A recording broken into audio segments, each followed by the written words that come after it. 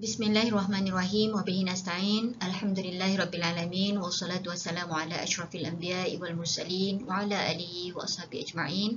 Allahumma rabbi shrah li sadri wa yassir li amri wahlul 'uqdatam min lisani yafqahu qawli. Rabbana ilma lana illa ma 'allamtana innaka antal alimul hakim. Amin amma ba'd. Assalamualaikum warahmatullahi taala wabarakatuh wa maghfiratuhu wa ridwanuh, dan salam sejahtera para pelajar yang dikasihi sekalian. Insya-Allah kita akan berdiskusi ya dalam topik kita yang terakhir untuk kursus CTU 072 ataupun kursus yang dinamakan sebagai kursus pendidikan Islam. Ya, jadi topik yang ke-9 yang kita akan bincangkan merupakan suatu topik yang juga telah pun kita bincangkan pada semester yang lalu, ya, iaitulah cabaran pendidikan kontemporari, dimensi dan juga transformasi. Baiklah, seperti biasa di antara subtopik yang akan kita perbincangkan ya di dalam bab ini bermula dengan pengenalan, dan kemudiannya 9.1 kita akan bercakap tentang pendidikan ya sebagai proses dakwah.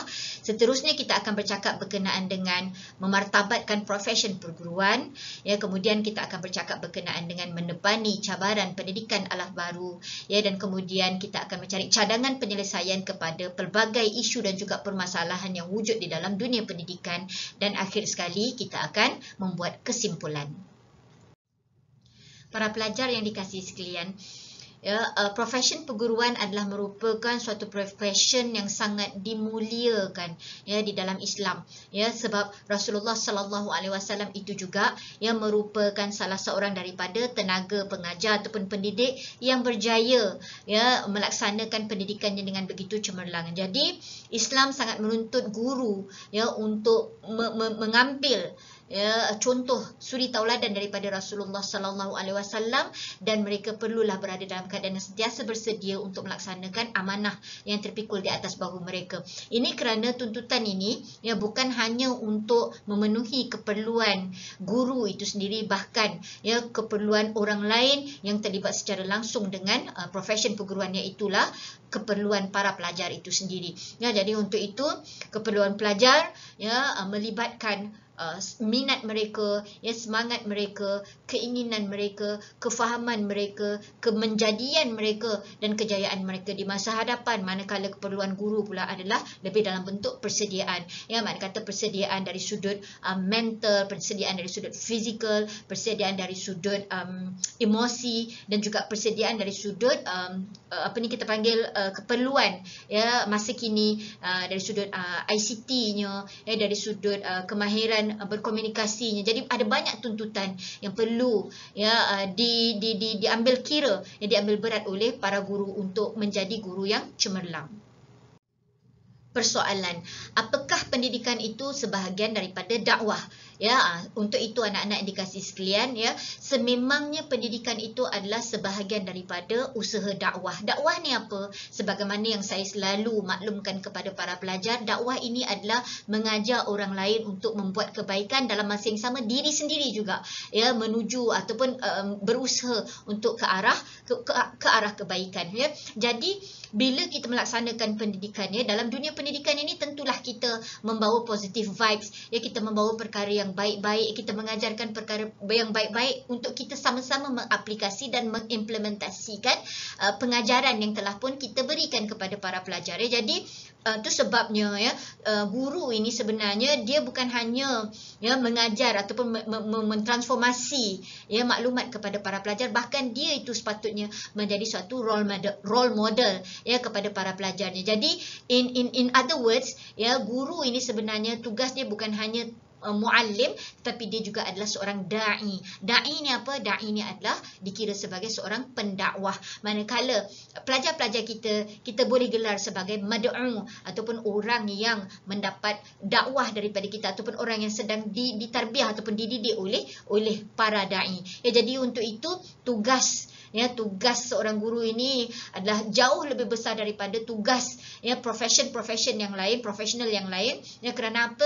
Kerana daripada guru lah lahirnya sang engineers, daripada guru lah lahirnya sang doctors, ya, daripada guru lah lahirnya ya guru-guru yang lain, ya, daripada guru juga lah lahirnya polis, magistrate ya, sama ada pekerja kuala putih ataupun kuala biru, semuanya berpunca daripada pendidikan seorang guru.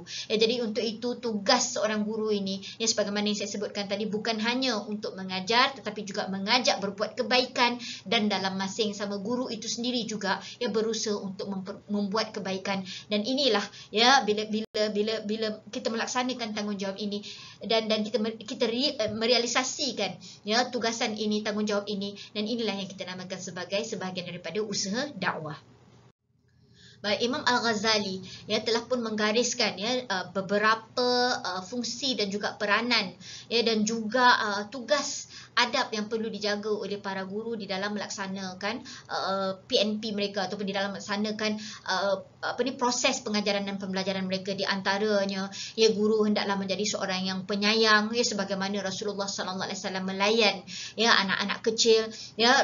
Guru tidak mengharapkan sebarang pujian ataupun balasan. Guru hendaklah sentiasa mensyukuri apabila anak-anak muridnya berjaya, bukannya berbanggalah. Of course kita bangga because anak murid kita berjaya, tetapi bukanlah sesuatu yang kita nak canang-canangkan kepada orang lain. Kemudian guru bertindak sebagai penasihat dan juga menggalakkan supaya pelajar ini terus berkecimpung di dalam dunia pendidikan, mengingatkan pelajar bahawa tujuan sebenarnya kita belajar adalah kerana untuk mendapatkan keredaan Allah Subhanahu Wa Taala. Baik, sekiranya kita anggap guru itu sebagai da'i, iaitu pendakwah, orang yang mengajak berbuat kebaikan sambil dia sendiri juga berusaha untuk memperbetulkan keadaan dirinya, maka pelajar-pelajar kita anggap sebagai mad'u. So mad'u adalah penerima dakwah. Jadi apakah adab-adab yang perlu ada dalam diri seorang pelajar? Antaranya sebagaimana saranan Imam Al-Ghazali, iaitulah menjauhi dan mengurangi berkaitannya dengan urusan-urusan dunia. Maknanya dia fokus bila guru ini mengajar di dalam kelas, kemudian mempunyai sifat tawaduk dan rendah diri, walaupun katakanlah maklumat yang diperolehi ataupun yang disampaikan oleh guru itu mungkin tidak begitu tepat. Kalau pelajar nak menegur sekalipun, dia perlu mempunyai adab-adab di dalam nak memberi makluman kepada gurunya. Kemudian apa lagi di antara yang penting-pentingnya adalah menilai pendidikannya dengan ilmu-ilmu agama, dan kemudian barulah memantapkannya dengan ilmu-ilmu fardu kifayah. Makna dia mesti tahu ilmu mana yang perlu difokuskan terlebih dahulu, dan kemudian barulah diperlengkapkan lagi dengan ilmu-ilmu yang membantu dia untuk menjadi profesional yang baik. Itu sebabnya macam baru-baru ni kan saya dengar betapa misalnya satu institusi di Malaysia ini iaitu Uniten, bila mereka mengeluarkan graduan-graduan ataupun graduan mereka ini bergraduasi, ada di antaranya macam kita di pusat asasi ni jugalah kita ada plus tahfiz. Jadi makna dia mereka tahu apa yang lebih penting terlebih dahulu. Jadi walaupun mereka ini adalah bakal-bakal engineers macam student kita sendirilah walaupun mereka ini bakal-bakal engineers educators doctors, scientists dan juga mungkin sebagai lawyers, tetapi mereka tahu bagaimana untuk mendahulukan ilmu-ilmu yang berkaitan dengan fardu ain, dan kemudian barulah mereka melengkapkan lagi, memperkukuhkan lagi ilmu mereka ini dengan kekuatan ilmu fardu kifayah. Jadi fokus di dalam pengajian, mengurangkan gelak ketawa di dalam kelas yang boleh menyinggung perasaan guru dan juga rakan-rakan yang lain. Itu antara adab yang digariskan. Jadi ada banyak adab itu kita sama-sama boleh baca sendiri nanti. Jadi para pelajar yang dikasihi sekalian, jadi memandangkan tugas guru ini bukanlah suatu tanggungjawab yang mudah, maka untuk itu inisiatif untuk memartabatkan profesi perguruannya adalah sangat-sangat diperlukan, khususnya di dalam Kementerian Pendidikan di Malaysia ini. Jadi untuk itu di sana ada 4 strategi utama yang dapat somehow membantu guru-guru ini untuk upgrade ataupun untuk memperbaiki lagi mutu pengajaran mereka dan menaikkan lagi semangat mereka di dalam menghargai tanggungjawab mereka sebagai seorang guru. Yang pertamanya, guru perlulah dimantapkan keilmuan mereka ini, makna kata memantapkan latihan perguruan, di mana di sana ada banyak institusi-institusi yang didirikan untuk memastikan guru-guru kita ini mendapat persediaan dan perancangan yang secukupnya ya untuk mereka ini mendepani cabaran di dalam dunia pendidikan. Itu yang pertama. Kemudian menambah baik kerjaya guru dengan memberikan insentif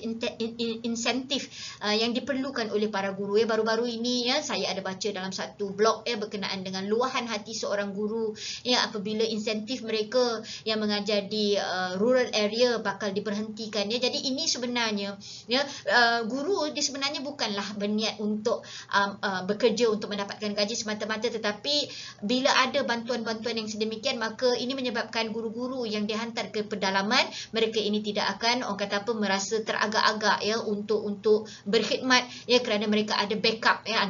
Andainya mereka pergi ke pedalaman kenderaan mereka rosak ya maka di sana ada kewangan ya, sumber kewangan untuk backup ya keadaan mereka. Jadi insentif seperti ini adalah sangat diperlukan. Di sampingnya mungkin juga ya guru-guru ini boleh diberikan anugerah ya seandainya guru itu begitu cemerlang ya di dalam dunia akademik dan juga co-curriculum, maka tidak salah kalau misalnya sekolah ya mengiktiraf sumbangan guru-guru ini termasuklah ya di peringkat Kementerian Pendidikan itu sendiri.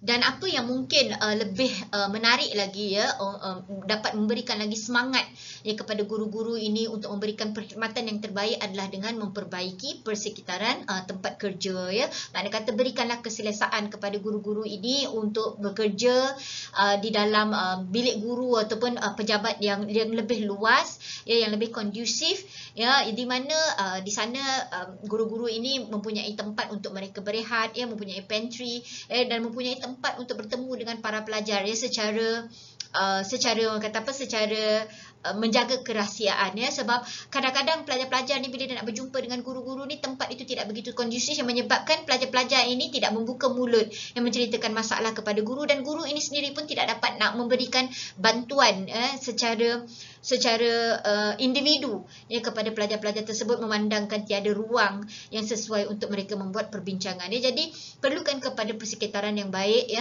Maknanya kata guru-guru yang tinggal di pedalaman sewajarnya yang tidak lagi tidak lagi travel ya, tidak lagi membuat perjalanan yang begitu jauh ya. Dimaklumkan ya bila saya baca blog itu ya, guru itu mengaku beliau memandu sejauh 140 km ya setiap hari ya. Saya membayangkan tempat kerja saya ya lebih kurang 45 km daripada kampus kita ini ya, kampus tercinta kita ini. Jadi itu saja sudah cukup ya menguji kesabaran dan tenaga ya, apatah lagi misalnya terpaksa melalui jalan-jalan yang berliku untuk sampai ke sekolah-sekolah. Jadi untuk itu perlu memperbaiki persekitaran tempat kerja guru. Mungkin boleh disediakan rumah-rumah guru yang berdekatan ataupun bersesuaian dengan lokasi, dan kemudian memperkasa lagi kerjaya perguruan dengan makna kata guru ini diberikan hak ya. Mereka itu bukanlah hak sepenuhnya tetapi hak di dalam pelaksanaan PNP ya, tanpa ada gangguan daripada ibu bapa ataupun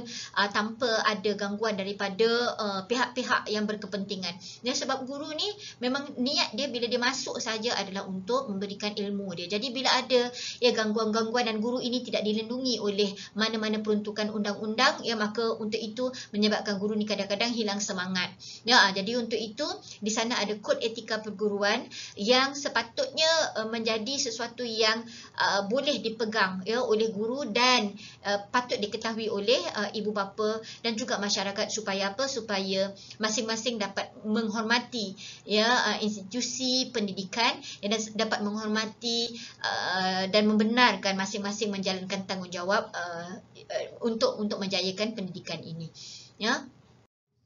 Dan bila kita mendepani cabaran contemporary ya, pendidikan contemporary ataupun pendidikan alaf baru, ini yang menyebabkannya lagi besar lagi cabaran yang dihadapi oleh para guru. Di antaranya yang pertamanya kebejatan teknologi maklumat itu sendiri ya. Jadi sebagai guru ya, mereka ini sendiri pun ada di antara mereka yang tidak orang kata apa internet savvy ataupun ICT savvy ya. Maknanya kata mereka ini belum lagi sepenuhnya menguasai bidang ICT.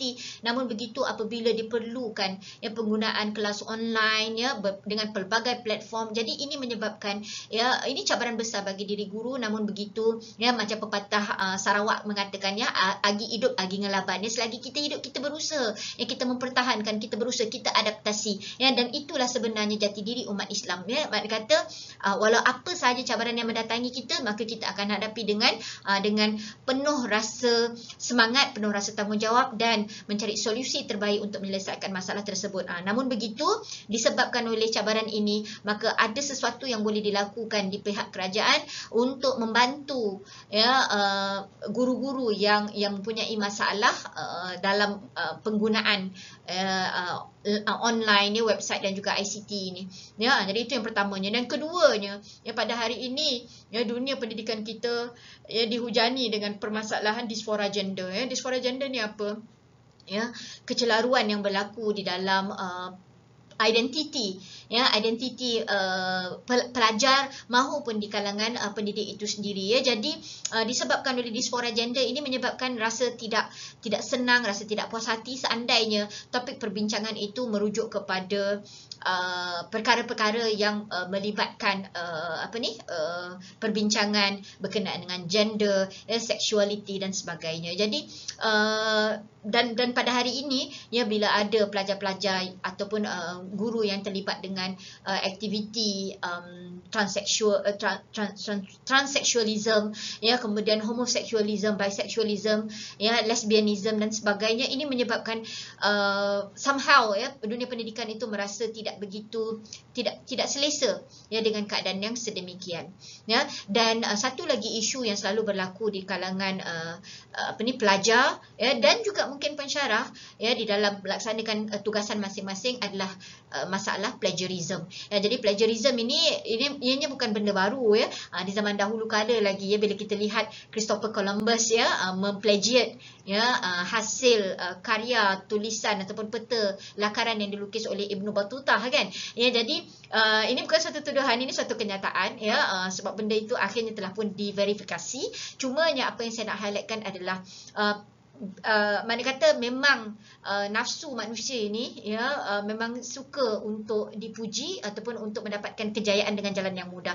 Ya, jadi untuk itu banyaklah berlaku aktiviti plagiarism yang mana, ya, kalau kita menulis, ya, kertas kerja ataupun kita mengambil penulisan orang lain di dalam penulisan kita, bukan tak boleh, ya, tetapi yang pertamanya seboleh-bolehnya kita rephrase, ya, kita gunakan, ya, perkataan-perkataan baru, ya, yang tidaklah 100% similar, ya, kepada rujukan yang telah pun kita ambil. Dan yang keduanya, kalau betul kita perlu, yang makna kata memang tak boleh nak ubah, ya, sebarang quotation ataupun statement ataupun kenyataan yang dibuat oleh penulis yang terdahulu, maka perlulah kita melaksanakan citation, ya, kita membuat sitasi, ya, supaya tidak berlaku ketidakadilan kepada penulis yang bersusah payah mengerah idea mereka untuk membuat ataupun menjayakan satu-satu penulisan.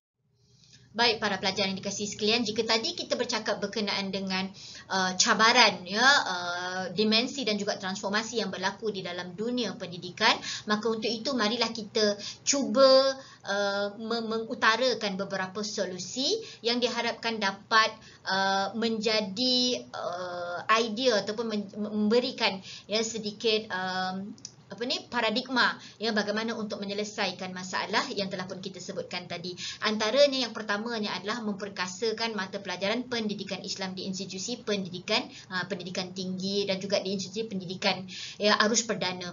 Kerana apa, ya, para pelajar yang dikasihi sekalian, ya, sebagaimana yang kita faham sebelum ini, kan, makna kata yang kita dah belajar metodologi Al-Quran, ya, menyedarkan kita tentang fitrah kita, ya. Jadi anak-anak yang dikasihi sekalian, setiap manusia itu dia mempunyai fitrah untuk beragama, ya, dia mempunyai fitrah untuk mempercayai tentang sesuatu, ya. Jadi untuk itu selaku umat Islam bertuahlah kita, ya, apabila kita telah pun memiliki garis panduan. Jadi untuk itu bagi mengekang sebarang permasalahan, ya, di kalangan pensyarah maupun di kalangan pelajar itu sendiri, maka pendekatan yang terbaik adalah dengan kembali semula kepada manual kehidupan kita, garis panduan kita, ya, iaitulah Al-Quran dan juga As-Sunnah. Ya, jadi itu yang pertamanya, ya, mana kata memperkasakan lagi, ya, mata pelajaran pendidikan Islam supaya semua pelajar kita terdidik dengan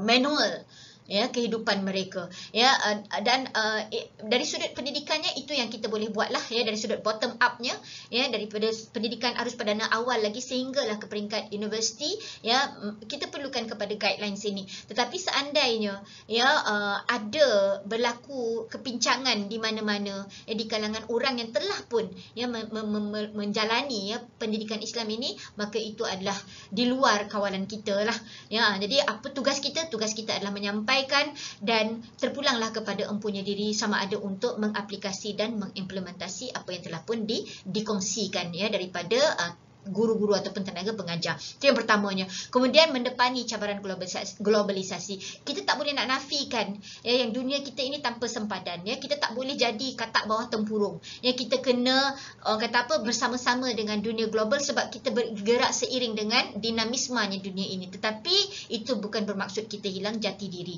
Ya, sebagai umat Islam, ya, kita dah ada, macam saya sebutkan tadilah, kita dah ada garis panduan, ya. Jadi dalam kita mencorakkan kejayaan kita di dunia ini, biarlah kita jadi macam layang-layang ataupun wow, ya, yang begitu indah, terbang begitu tinggi, ya. Apatah lagi kalau wow ni ada pula bunyi buluh, kan, makna kata kita orang kata apa dipuji, ya, kita disanjung, ya, dan kita sendiri pun merasa bangga, ya, kita mencanang mewar-warkan kejayaan kita. Tetapi ya dalam masa yang sama, biarlah ya tali yang mengikat wow kita ini, tali yang mengikat kejayaan kita, tali yang mengikat kecemerlangan kita ini masih lagi terikat dengan panduan kehidupan kita, iaitulah panduan syariat itu. Yang makna kata macam mana punlah kita terbang tinggi selaku layang-layang yang indah, tetapi biarlah ya diri kita ini masih lagi terikat dengan garis panduan hidup bersyariat. Di antara usaha lain lagi adalah perekayasaan, ya, modal insan, di mana ya apa maksudnya tu, kita nak melahirkan modal insan yang berkualiti, kita nak lahirkan profesional. Tu sebabnya daripada akar umbi lagi pendidikan Islam itu perlu diperkasakan, kerana bila kita melahirkan modal insan, mereka ini bukan hanya profesional dalam bidang mereka semata-mata, bahkan mereka juga ya mendapat latihan ya dari sudut kejiwaannya supaya sentiasa mempunyai integriti di dalam pekerjaan mereka.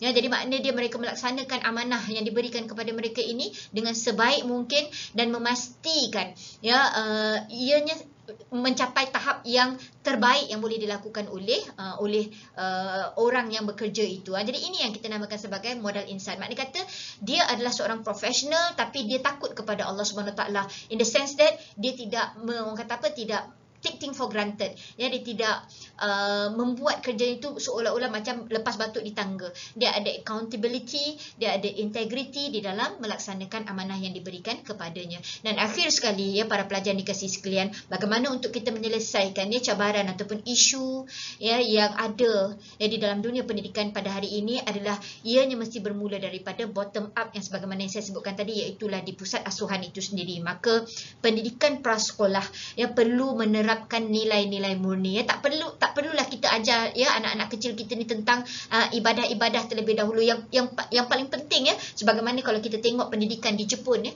di Jepun daripada tahun 1 sampai tahun 4 ni mereka hanya belajar berkenaan dengan ethics, ya, belajar berkenaan dengan nilai-nilai murni. Jadi mungkin ya di peringkat pusat asuhan lagi kita mungkin ya boleh melaksanakan sebagaimana yang dilaksanakan oleh Jepun tadi, lebih kepada fokus kepada akhlak.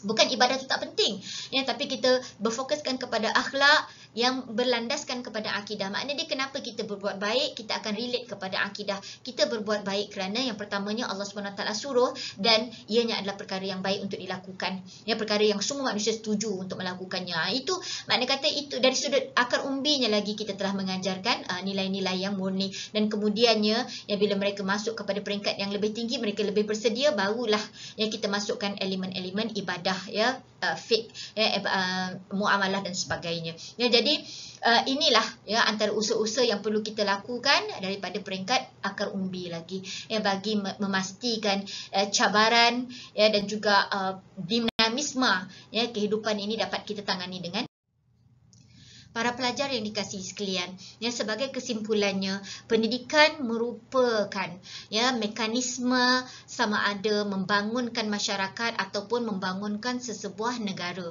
Ya, sebagaimana yang kita dapat lihat contoh yang telah diberikan oleh Rasulullah sallallahu alaihi wasallam, bagaimana dengan pendidikan Rasulullah sallallahu alaihi wasallam berjaya, ya, melahirkan suatu masyarakat yang begitu sistematik, begitu berketerampilan, ya, begitu maju, di samping mengangkat sebuah negara, ya, menjadi negara yang lebih bertamadun. Ya, jadi untuk itu dalam dekad kita pada hari ini, ya, target pendidikan itu perlulah, ya, diselaraskan ataupun perlulah mencontohi apa yang telah pun dilaksanakan di zaman baginda Rasulullah sallallahu alaihi wasallam satu ketika dahulu, ya. Sebab apa? Sebab target kita bukan hanya untuk melahirkan, ya, academician ataupun para intelektual yang berjaya sebagai profesional yang hebat, bahkan, ya, mereka ini menyedari tanggungjawab mereka ini selaku seorang hamba, yang sentiasa, ya, hidup di dalam orang kata apa, lindungan ataupun di dalam lingkungan syariah.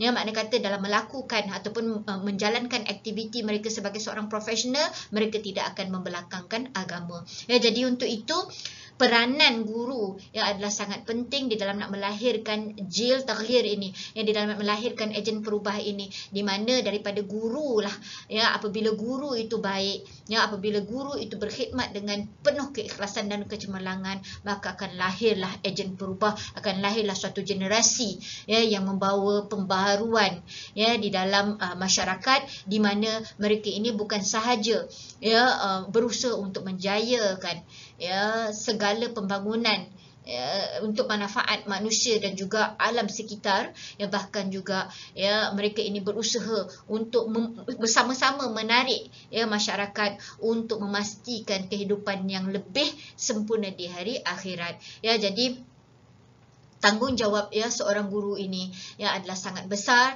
ya, dan untuk itu para pelajar yang dikasihi sekalian, sekali lagi saya memperingatkan kepada kamu dan kita semua, ya, berkenaan dengan seandainya, ya, kita memilih untuk menjadi seorang educator, ya, untuk menjadi seorang pendidik, maka lihatlah, ya, cerminlah diri kita, ya, kepada 5, ya, contoh ataupun 5 peranan yang telah pun dibayangkan ataupun diajarkan oleh Rasulullah sallallahu alaihi wasallam pada satu ketika dahulu. Sama ada kita memilih untuk menjadi seorang murabbi yang baik, ya, kita menjadi seorang muallim yang berinformasi, yang sentiasa efisien, ya, kita nak menjadi muaddib yang sabar, ya, di dalam mendidik para pelajar ini, ya, dengan keilmuan, ya, dengan kebudayaan, ya, dan kemudian sama ada kita mampu untuk menjadi fasilitator yang mudaris yang baik, ataupun kita nak menjadi mursyid, ya, yang begitu cemerlang, yang bukan setakat dia tu gemilang tetapi juga melahirkan generasi yang terbilang, ya. Jadi untuk itu, ya, saya doakan, ya, semoga kita semua beroleh,